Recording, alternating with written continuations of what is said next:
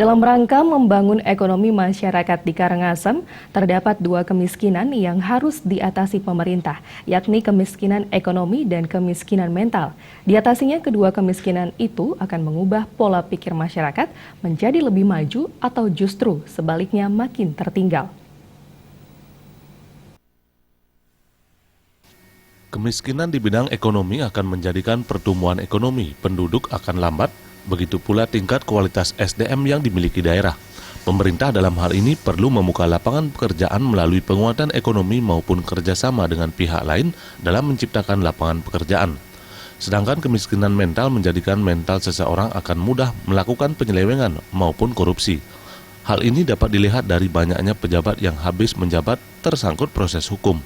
Tokoh masyarakat Karangasem, Wayan Sudirte, atasi persoalan kemiskinan di atas, pemerintah ke depan harus bisa mengubah mindset masyarakat melalui pendidikan maupun kesehatan, sehingga mental mereka juga sehat.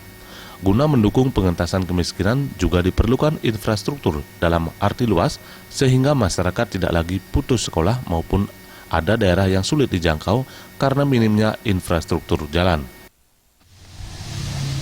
Mindset kepala daerah ini penting. Agar mindset masyarakat tentang kemiskinan juga jelas. Mindset yang baik adalah rakyat Karangasem dipacu mengatasi kesulitan, menjadi tantangan agar dia tidak merasa miskin. Terutama jangan merasa miskin secara mental. Udah cukup masih juga merasa miskin. Ini dirubah.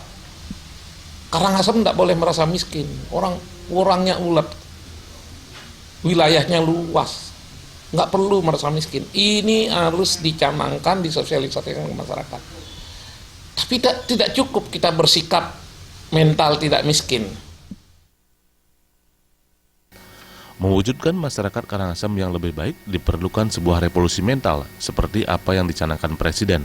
Karena dengan revolusi mental, maka pandangan SDM Indonesia akan lebih baik dan siap menghadapi persaingan bebas ke depan. Trimajo dan Adi Setiawan.